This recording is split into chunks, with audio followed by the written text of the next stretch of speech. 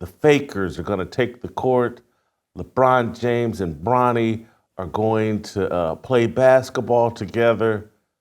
And this is going to just be a magical, magical moment. The Griffeys, Ken Sr. and Ken Jr., they're flying into LA to be a part of this momentous moment.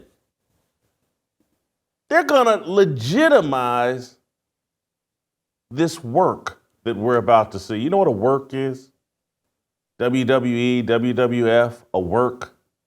That's what we're turning pro sports into. And tonight, I can't wait to watch it. I can't wait to see how TNT, how Shaq and Charles and Kenny and Ernie, how they handle this work. Who's the legend? Well, I was this whole thing.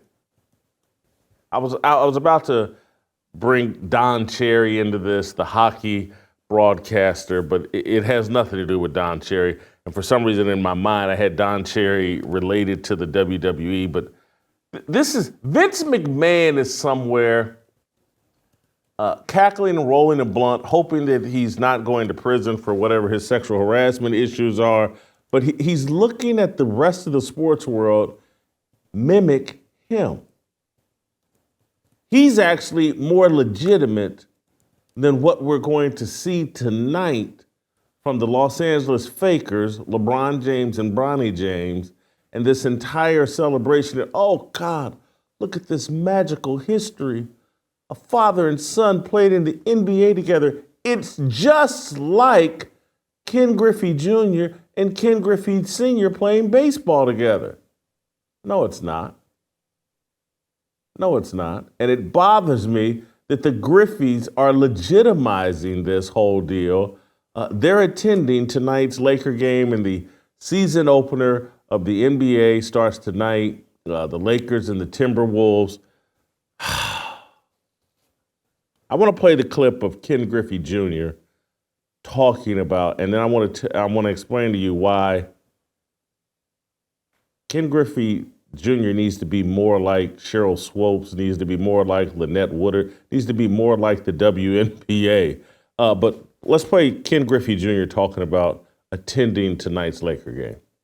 Have you chatted at all with LeBron about playing with Bronny? Has he asked your advice? Have you given some advice from your own experiences? No, we haven't talked yet. I'm actually gonna go to the game. I'm gonna take my dad, first father and son, to play baseball now. First father and son to play basketball. So it's a big deal for my dad and I to be there. We made history. Now we get to watch history. So that's what's gonna be cool about it. So disappointing. So disappointing. And look, we've been upset and we've ridiculed the pettiness of the WNBA players and women's basketball players, and we've vilified them, and they've earned it and deserved it. But at least they're being real. At least they're being real. Lynette Woodard, Cheryl Swopes, all the angry women that don't like Caitlin Clark, at least they're being real. What Bronny James is about to do tonight is in no way analogous to what Ken Griffey Jr. and Sr. did. Ken Griffey Jr. is one of the 10 greatest baseball players of all time. When he played with his dad, that was a son who, and Ken Griffey Jr. was a great baseball player and a part of the Big Red Machine and a legitimate Major League Baseball player who birthed and developed a son who was better than him, a transcendent superstar, one of the greatest players the game has ever seen. Ken Griffey Sr. didn't force some baseball team to put his son on the team. His son was he was a phenom coming out of high school, coming out of college or whatever he did.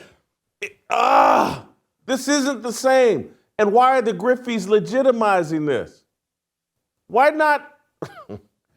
I know it would be petty, but it would be more authentic. Like, hey man, this ain't what we did. Bronny James, 55th pick in the draft, didn't deserve that, didn't pee a drop at USC. This is a work. This is a gimmick. This is what sports has been turned into, a work and a gimmick. Virtually everything we see is orchestrated. None of it feels real. Let's be honest. The insurance model is broken. Thanks to Crowd Health, we can do something about it. Crowd Health puts your health care back in your hands. No huge premiums or high deductibles, no surprises. Use the promo code FEARLESS at joincrowdhealth.com. That's joincrowdhealth.com, promo code FEARLESS. I'm going to refresh your memory. Here's Lynette Woodard letting it out the box of what she really thinks about Caitlin Clark breaking the women's college basketball scoring record. Here's Lynette Woodard keeping it real. And we criticized her in real time for this, but at least it was real. Play the clip. I am the hidden figure, but no longer now. My record was hidden from everyone for 43 years. 43 years. I don't think, I'll just go ahead and get the elephant out of the room. I don't think my record has been broken because you can't duplicate what you're not duplicating. And so unless you come with a men's basketball and a 2-point shot, hey, you know. Lynette, I'm sorry for not applauding that. You were protecting reality. Now, you're dead wrong, but you were at least keeping it real. You were being honest. Look, she didn't play with the same size basketball as a man. You did. I'm not even sure if they had the 3-point shot when you were around. I get it. I wish Ken Griffey Jr. would channel that like, Bronny James compared to me? Are you kidding me? I'm one of the 10 greatest baseball players of all time. Maybe one of the 5. You take out, I didn't juice, and these other guys did. Keep it real like Lynette Woodard, rather than legitimizing this gimmick. And you know we've blasted Cheryl Swopes, and she deserved it. But I have to say, it's better than what the Griffies, they're flying in to participate in this WWE stunt that the NBA has going on. Let's play Cheryl Swopes taking some pot shots at Caitlin Clark. I actually respect it now. Play the clip. Because I say this, yes, records are made and set to be broken. But if you're going to break a record, this isn't just for Caitlin, but you asked me about Caitlin. If you're going to break a record, to me, if it's legitimate, you have to break that record in the same amount of time that that player set it. Okay. Right? So if Kelsey Plum set that record in 4 years, well, Caitlin should have broke that record in 4 years. But because there's a COVID year and then there's another year, you know what I mean? So she's already had an extra year to break that record. So is it truly a broken record? But let's also talk about how much more experience that gives you over other players coming in, right? So people say, dang, like he or she's killing them. But you have a 25-year-old playing against a 20-year-old. Like, you should be killing them. Yeah. Because you've been doing it a lot longer than they have. So will Caitlin Clark be a good pro? Absolutely. Will Caitlin Clark come into the WNBA and do what she's doing right now? Immediately? Absolutely not. Not gonna happen. Okay. Not on the right team?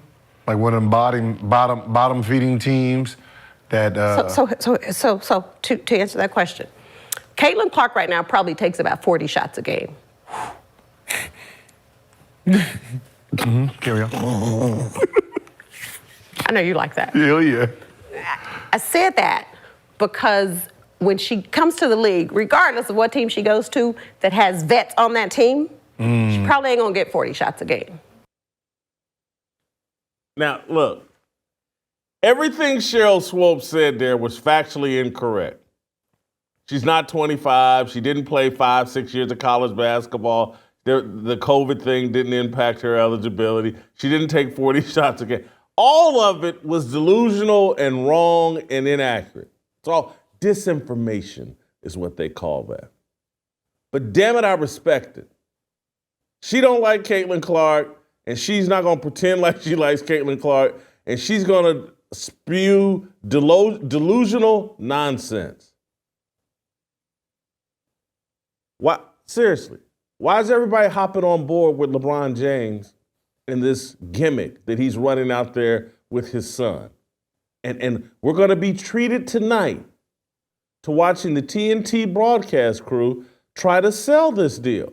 You know, ESPN's in the process of selling it right now. Oh, this is magical. This is nepotism. This is the world upside down. We're now celebrating nepotism. And you're going to say, oh, there goes Whitlock going too far. No, I'm not going too far with this next statement, because I've been saying it for 15 years. They're going to legalize and justify pedophilia. This is all part of the plan. The opposite is true now.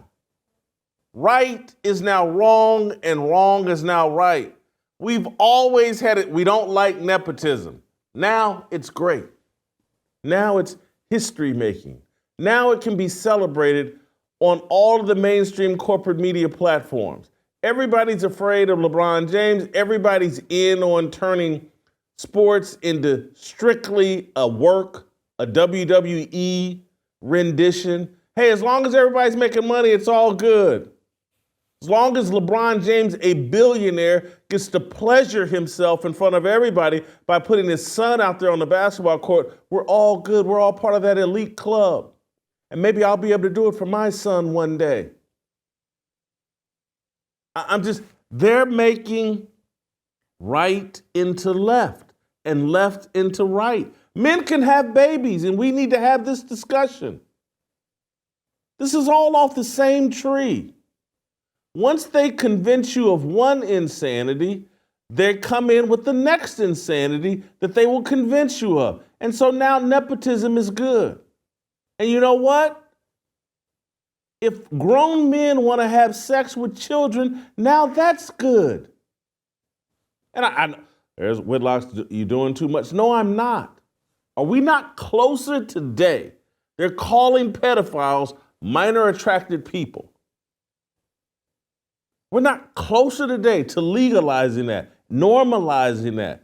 Anyone that has a problem, oh, those just minor attracted people. Oh, that's just nepotism. Nepotism's good.